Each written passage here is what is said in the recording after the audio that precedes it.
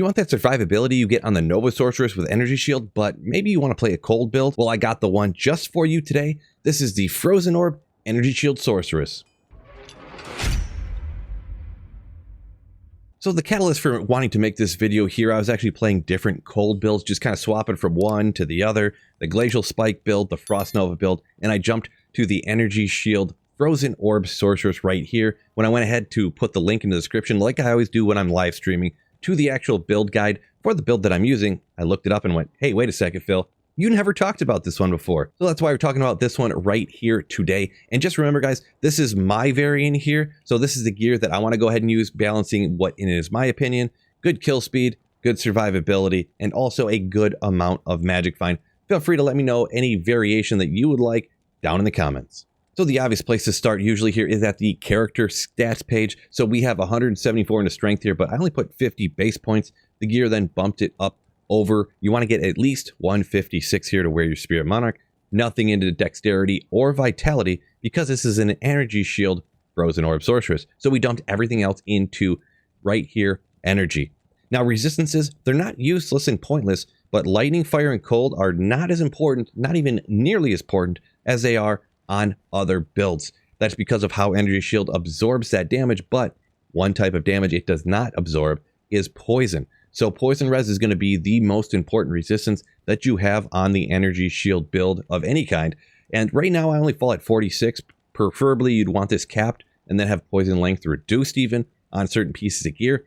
The survivability has been perfectly fine the ways that I use this build. So in my opinion, if you're not having any problems, it's not slowing you down, you're wasting time, you're wasting energy and wasting kill speed and magic find by stacking up stats that you don't really need. I've been perfectly fine sitting here at 46 on the poison res. Now jumping over to the skill tree, obvious 1 point wonder of warmth. I've been perfectly fine with just 1 point into that. It's all I've seemed to need. Now taking a look at the lightning skill tree, 1 point into static on higher players count. If you want to run that, you pretty much have to static everything down. On players 1 or even players 3, I feel it's not necessarily worth it, but 1 point into it, why not?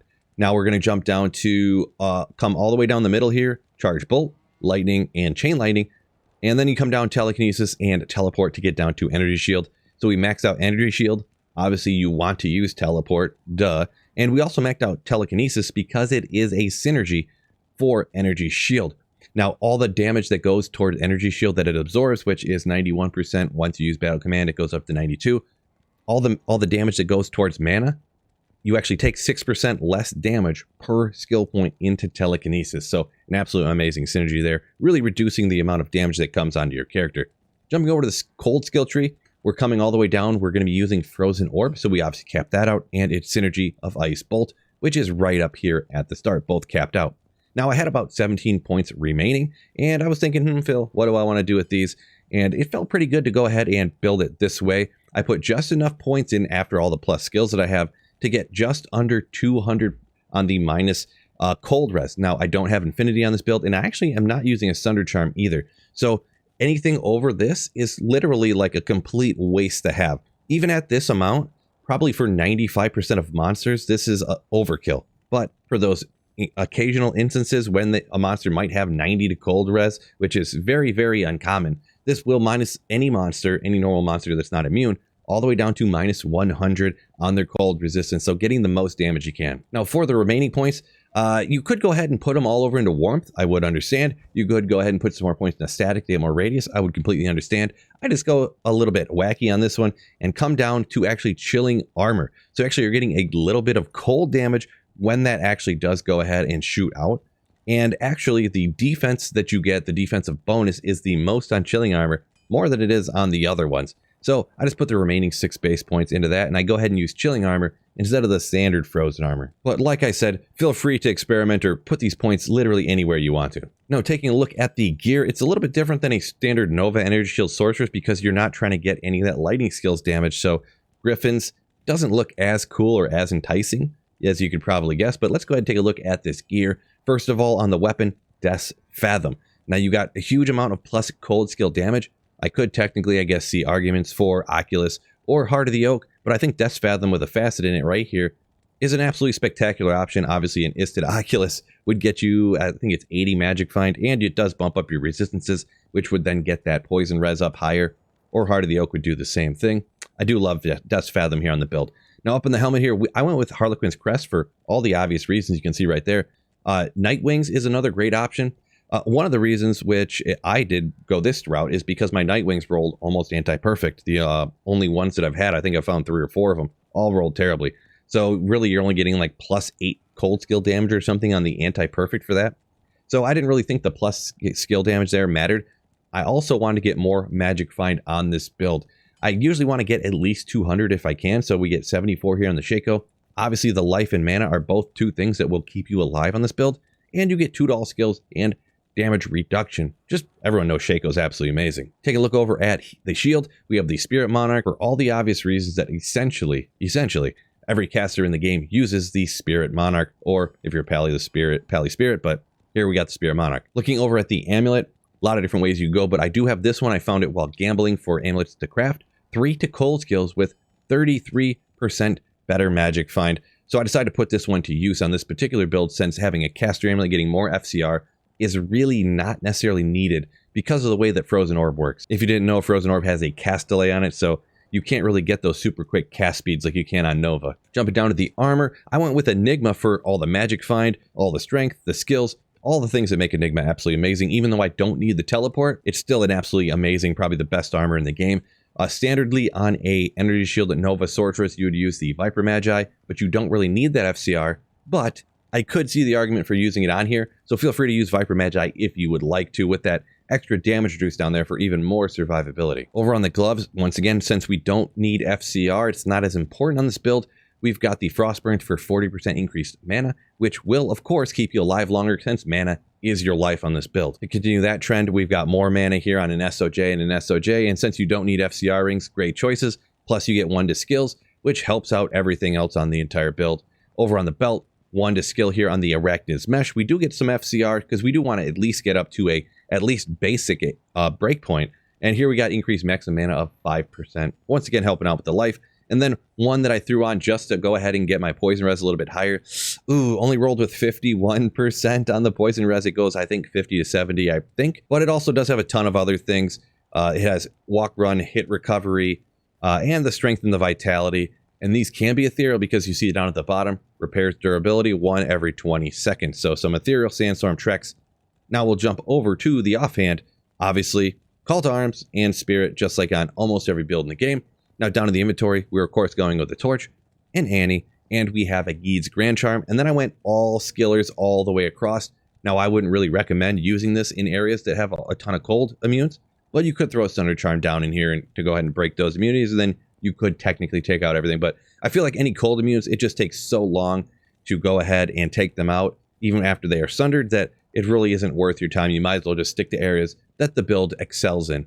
Now down underneath that, as standard for me anyways, a bunch of magic find charms right here. And now the Mercenary is a very important part of this build, and it is on any of these energy shield builds. So on this one, you go with the Prayer Mercenary. I would in general not go with any other type of Mercenary or gear setup besides this on any energy shield build, if you can get it, that is. So we got the Prayer Act 2 Mercenary. We have the Insight over here for that meditation aura. We have Cure up here with that cleansing aura, and we have Chains of Honor, which is how you get your life leech and your all res. It does have damage reduction, a few other things too, but mainly the life leech and all res here on the armor. Now, if you didn't know, I'm not going to go into an in-depth explanation of how and why it works, but prayer, insight with the meditation, and cleansing up here all kind of work together in order to have your life fly up a bunch. And by life, I mean your actual life pool right here. So if you do take any damage, if the poison ticks down, ticks down, ticks down, you literally replenish probably like 10% of your life every other second. So if you have almost no life, it's bloop, bloop, bloop, bloop, bloop, and it's completely full. Literally that fast with no potions. Now on top of that, Cleansing Aura actually gets rid of any curses, and it gets rid of poison even faster than if you didn't have Cleansing Aura, obviously. Meditation obviously has your mana come up even faster, which is right here behind me.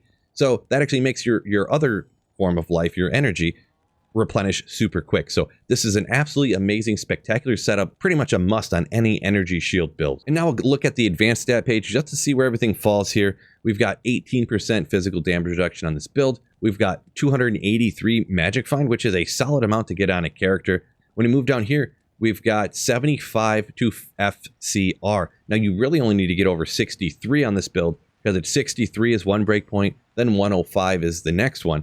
So we're actually 10 over. We could take off 10 FCR somewhere, but I didn't even think about FCR, and I just threw this build together. We got over this, and I actually thought about ways to swap gear around to get it more min-maxed, and it really didn't matter. I wanted to keep the gear on that I had, so I wasn't going to intentionally hurt my build to get down to a lower breakpoint. And just for one last thing to point out, 32 to cold skill damage, and right here, minus 200 enemy cold resistance. So anything over that is going to be immune, and you're not going to do anything to anyways, because there's no infinity, and I don't use this with any Thunder Charm anyways. Some could argue this is even overkill, but decide to go with it. Now, there's two pretty darn good places for cold builds here in Act 2, and the first one we're going to take a look at just on Players 1 difficulty is the Ancient Tunnels.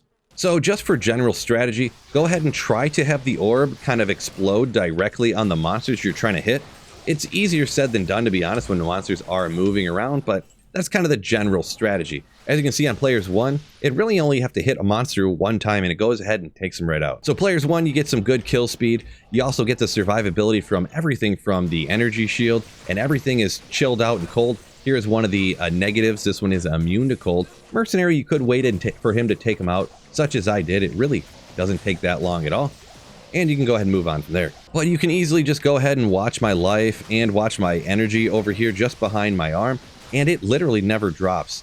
You don't really have to worry about too much. The monsters down here are pretty easy. They're pretty slow. You're slowing them even more with the cold skill damage.